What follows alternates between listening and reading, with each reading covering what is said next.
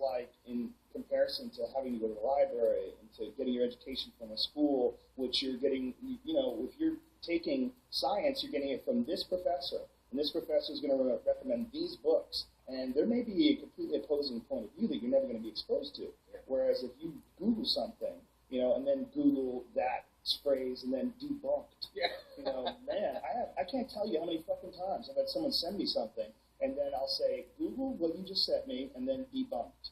And then let's talk. And if you haven't read that stuff, then don't talk to me, because if you only get one side, it's not any side at all. Yeah, you're not. You're getting this weird sort of confirmation bias-y thing that exists.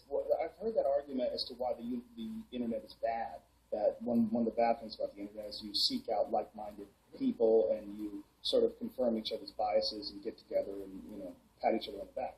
Sort of, yes, but I feel like those are just little camps, outside of the wilderness of information, which is New York City. Like you might have a tent where all you assholes get together and say the Earth's 6,000 years old. Right. But you're an hour's walk from Manhattan. Right. You're not gonna survive.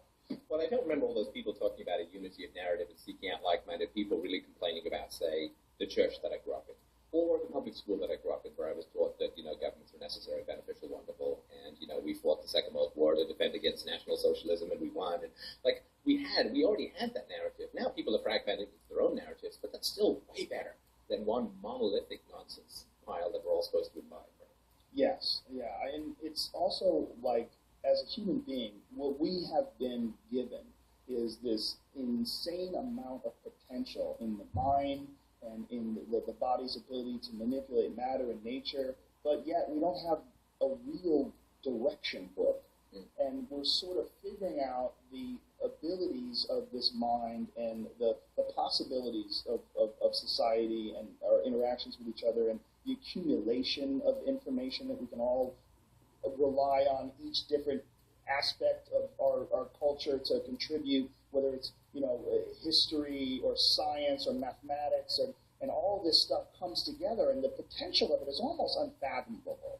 It's almost impossible to really truly wrap our heads around, and we only figure out how to do things right by trial and error. We have to fuck up and then go, well, we can't do that again, and we have to drop a nuclear bomb and go, well, that's a disaster, and we have to, we have this incredible device, the human mind, and we have very little idea of how to utilize it properly, or even less, control or engineer thought into how to develop people properly, and to try to enforce that as a culture, or to recommend that, or try to when you see the president on television, what do they always deal with? The leader of the free world. Well, they deal with conflict.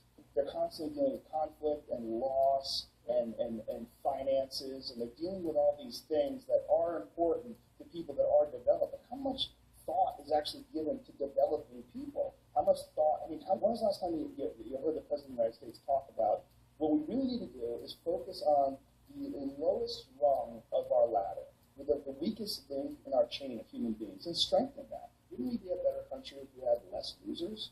Wouldn't we? Isn't that something we should concentrate on? But it never gets brought up. There's never talk about enriching poor neighborhoods or setting up community centers, finding ways to help young children that don't have guidance, bring in people, and have fucking companies like Halliburton fund it. You want to make a lot of money?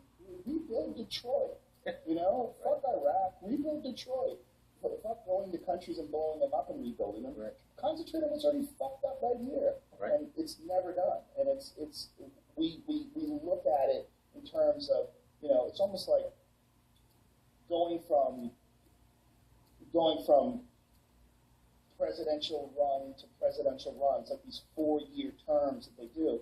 In a way, it's almost like the idea of having a president and having these small 4-year terms. It's like you're always going to concentrate on just problems as far as like conflict and money. You're always going to concentrate on what's on the tip of people's tongues all the time, but not on the engineering of society. Yeah, it's all cure, no prevention.